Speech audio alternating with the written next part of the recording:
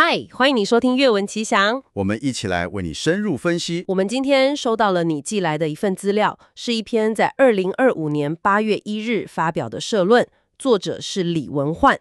那我们的任务就是跟你一起来深入探讨一下这篇文章背后的观点。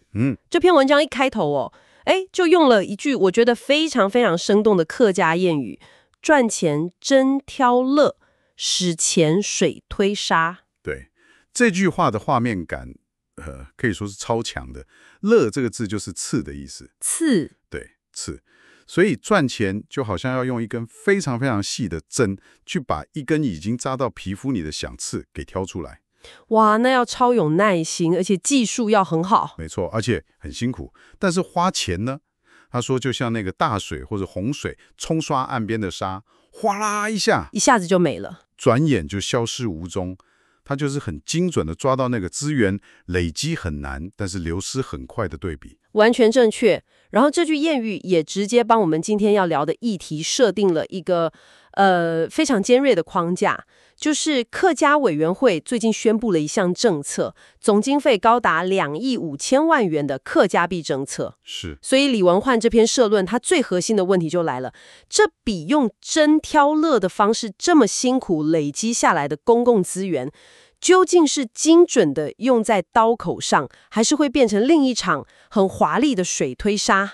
这确实是个价值2亿5千万的大哉问。这个政策的规划，我看旗下是预计抽出25万份，25万份，对。然后每一份的价值是1000块的客家币，就是要鼓励大家去客庄消费。是，所以它表面上的政策目标就是很典型的那种所谓的双效合一啦，又要活络经济，又要推广文化。对。就是这两个，听起来好像很理想，对不对？刺激消费，又能让大家多接触客家文化，感觉是个双赢的局面。是啊，但作者李文焕显然不这么看，他可以说是直接戳破了这个美好的泡泡。他质疑的是，等这场盛大的抽奖活动结束，媒体的热潮也退了，大家的券也都花完了。然后呢，对于文化传承这个，就是说更根本的目标，到底留下了什么？这个就是作者论点的切入点。他认为政策的善意不等于政策的有效性。他挑战的是这个政策背后的整个内在逻辑。你可以想象一下那个场景吗？好，你很幸运的抽中了那个1000块客家币，然后到了一家客家餐馆，点了满满一桌菜。在这个过程里面，到底有多少文化的交流跟传承发生了？店家会因为你用客家币，就特别跟你多讲几句客家话吗？还是说，整个社会的焦点其实都集中在怎么抽中券？对，还有去哪里花最划算，这些纯粹的消费行为上面。你这样一说，那个鸿沟就变得很清楚了，就是政策的那个手段发消费券，跟他宣称的文化目标，就是传承客语之间，好像没有一条很清楚的连结。对，作者似乎觉得这不只是没有连结，甚至可能会排挤掉，让大家更专注在那个经济诱因，而不是文化本身。完全正确。作者进一步把这种现象归纳成一种他叫做有撒钱就有政绩的公共政策迷思。有撒钱就有政绩。对，这是一种很强的政治诱惑，因为发钱补助民众最有感，对，媒体报道也最直接，数字也最好看嘛，发了多少钱带动多少消费，很容易就能包装成一份很亮眼的政绩报告。但作者警告，这种速食政绩的代价就是牺牲了对那些真正复杂需要长期投入的文化议题的关注。这让我想到一个问题，如果我站在政府的角度，他们可能会反驳说，经济是文化的基础啊，我们先让客庄的店家活下去，我们才能谈更长远的文化发展。这种说法听起来也有它的道理。作者有处理这个观点吗？这个问题问得非常好，这也碰到公共资源分配的一个核心辩论。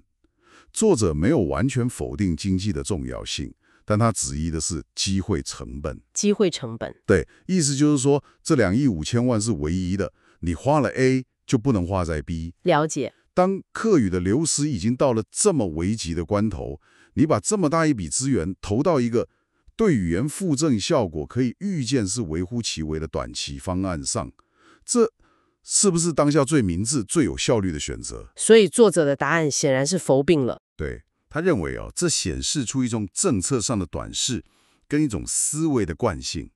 你刚刚提到思维惯性哈，这点就很有意思了。所以作者觉得客家币的争议并不是一个单独的事件，是的，而是反映出一种更深层的、反复出现的资源错置的模式。没错，这就是他论点的第二层推进。为了证明这不是他随便猜的，他还举了去年度客委会投入大笔预算在台三线整建等观光工程的例子。台三线这个对于不熟悉的朋友，我们可以稍微解释一下。它是一条纵贯台湾西部的公路，串联了桃园、新竹、苗栗到台中，是客家文化还有聚落最重要的一条廊道。对，又被称为客家浪漫大道。所以把资源投在这里，听起来很合理呀。当然，台三线的文化地位是没有疑问的，但作者的观察是，资源的那个流向出了问题。大量的经费被用在什么地方？美化景观、修步道、盖新的游客中心、翻新老街的那个门面，这些都是眼睛看得到的硬体。就是建设。对，但与此同时，那些能让文化真正活起来的软体，比如说去支持在地的客语沉浸式教学，或是补助店家设计客语互动体验，培养客语导览人才，这些措施却相对零星和匮乏。我好像懂他的意思了，这就好像是我们花大钱盖了一座超级富丽堂皇的歌剧院，却没有足够的经费去培养歌剧演员，或是创作新的剧本。那最后这座建筑就只是一座很昂贵的空壳。你这个比喻非常贴切，作者在社论里就用了一句极其精准的话来总结这个现象。我觉得这句话你值得记下来。是什么？他说：“观光如无语境，文化就是装饰。”哇，观光若无语境，文化就是装饰。哇，这句话说的真的重。所谓的语境到底是什么？语境就是语言被真实自然地使用的环境。当一个游客，比方说你来到一个经过精心美化的客家小镇，你看到了很漂亮的红砖老屋，很整洁的石板路，但是你走进店家，听到的是国语。对，打开电视看到的是国语节目，跟当地的居民聊天，他们也很自然地切换成国语。那客语在这个环境里就是缺席的啊。那你所体验到的客家文化，就变成一种被展示的静态的符号，就像博物馆橱窗里的展品一样，很美，很有历史感，但没有生命。对，它没有生命的温度，它就是一种装饰。这让我想起一次去某个客家文化园区的经验。那个园区盖得非常漂亮，介绍也做得很详细。可是我待了一整个下午，唯一听到的客家话是定时播放的广播。当下真的有一种很强烈的样品屋的感觉。作者说的那个装饰感，我完全可以体会。所以不管是发放2亿5千万的客家币，还是投入几十亿去整建台三线，作者认为他们背后都暴露了同一种资源运用的惯性思维，就是偏好那些看得到的，对，可见的、可量化的、速效的硬体工程或行销活动，而那些需要长时间去耕耘、成果很难用 KPI 去衡量的文化核心，比如说语言的日常使用，反而被边缘化了。好，我们已经很清楚地理解了作者的批判。他认为现行的政策模式就像水推沙一样，看起来声势浩大，但资源很快就流失了，没留下什么实质的东西。没错。那问题的另一面是，如果这2亿5千万不该这样花，那怎样才算是真正的真挑落，把力气用在最关键、最根本的地方？作者提出了什么样的替代方案吗？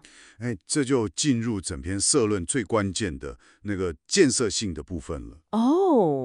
作者的立场非常鲜明，他觉得在客语已经被联合国教科文组织列为严重濒危的语言，世代断裂也越来越严重的此刻，情况很危急。对，所以每一分钱都应该被当作是抢救语言的急救金，投入到那些最扎实、最根本的文化基础工程上面。文化基础工程，这听起来不像盖马路或建水库那么具体。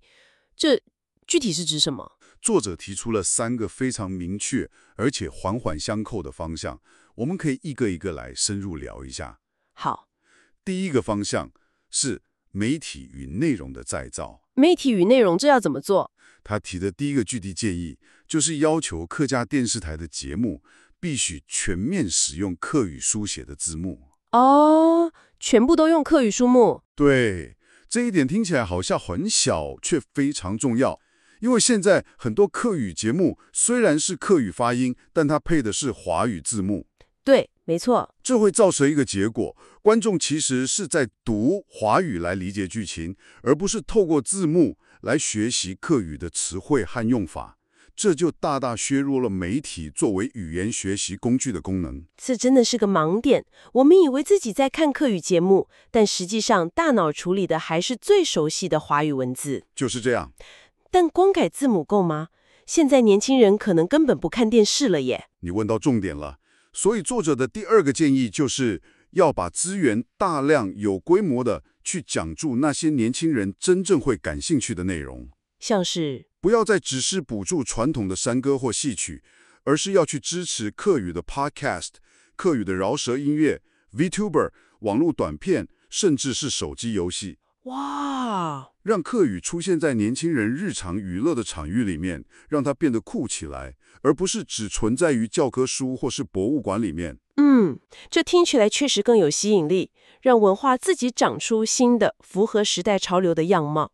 那第2个工程是什么？第2个方向是数位科技的基础建设。数位科技。作者的观点是，在21世纪，任何一种语言如果要在数位世界中缺席，那它就等于在年轻人的生活中缺席。这我同意。所以必须投入资源去补助开发更友善、更智慧化的电脑跟手机的客语输入法，然后建立完整的客语数位编码系统。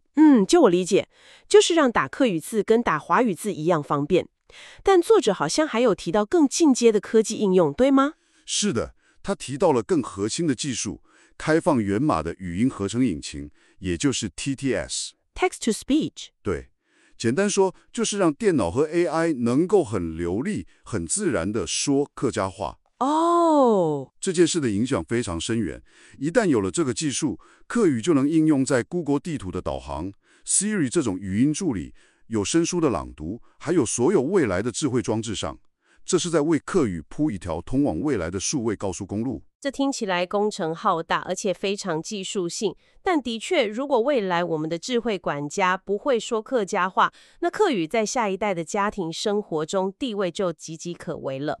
好，那第3个也是最后一个方向呢？第3个方向或许是最急迫也最感人的一项工作叫做与时间赛跑的语料保存。与时间赛跑。对，作者强烈呼吁必须立刻大规模的派遣团队，带着专业设备下乡，去系统性的记录采集80岁以上那些讲着最道地、最丰富客家话的长者的语音。这听起来像是在建立一个客语的诺亚方舟。可以这么说，因为这些长者，他们就是一部一部活的客语字典，一本一本活的客家史诗。他们的词汇、腔调、故事、歌谣，是文化最珍贵的资产。他们一旦离开，这些宝藏就永远的从地球上消失了。是为他们录音，建立一个涵盖不同腔调的庞大语料库，这是在为未来所有的客语研究、AI 训练、教材编写奠定一块无可取代的基石。我们现在不做，10年后、20年后的人想做也找不到对象了。媒体内容、数位科技、语料保存，这3个方案听下来有一个很明显的共同点耶。是什么？就是他们都需要长时间投入，而且成果不是那么立刻可见。不像发消费券，下个月就可以看到消费数字的成长。推动这些工程，可能3-5年都看不到什么能写进新闻稿的亮点。这正是作者的核心论点。这3项工作或许很缓慢、很艰巨，短期内也交不出漂亮的 KPI。对。但他们才是真正能决定客家文化在下一个世代究竟是继续存在，还是逐渐消亡的关键。作者甚至还算了一笔账。哦，想象一下，如果这2亿5千万不是变成25万张1000元消费券，而是变成资助500个年轻团队去创作课语短片，建立一个开放的课语学习平台，或是完成1万个小时的耆老语音记录，那5年后、10年后，我们看到的会是一个多么不同的文化地景。我们讨论了这么多，再回到最一开始的那句谚语，整篇社论梳理下来，其实就是在辩证一个价值选择。当你手里握有珍贵的公共资源时，你选择的是水推沙那种声光效果十足但效果短暂的速效政策，对，还是选择真挑乐那种需要极大耐心跟技巧，专注于解决根本问题的长期扎根工作？作者的立场非常清楚，他认为短期的热闹换不来长期的存续。他对客委会的期许也很高，希望这个单位能真正跳脱撒钱即政绩的思维误区。是，回归到他作为文化守护者的核心使命，不要只做一个政策的操演者，热衷于办活动，追求媒体曝光，而是要立志成为一个文化的建设者，去默默地打下那些能让文化大树屹立百年的深厚根基。我想起了他在文章结尾那句铿锵有力的话。是，那句话可以说是整篇社论精神的总结。唯有钱花在刀口上，政策才有力量，文化才有根。他把资源的效率、政策的力量，还有文化的永续，这三者之间的因果关系讲得非常透彻。钱用对的地方，政策的推理才能产生，政策有了真正的力量，才能为文化扎下不会动摇的根。这篇社论的分析从一个单一的政策延伸到一种思维模式，最后提出了一整套的替代方案，确实发人深省。是啊，那最后我们也想留一个问题给你思考。是的。这篇文章的焦点虽然是政府的公共政策，但它背后提出的困境，其实在我们每个人的生活中都可能遇到。当你想支持你所关心的文化、社群或任何理念时，你会如何选择？是参加一场热闹缤纷、能见度高、方便拍照打卡的嘉年华活动，还是在背后默默捐助或投入时间去支持一项需要长期耕耘、效果却未必能马上看见的基础工作？在你自己的影响力范围内，成为一个建设者而非操员者，又意味着什么呢？谢谢大家今天一同来关心客家大小事。如果你喜欢我们的节目，也请按赞、订阅，并记得分享出去。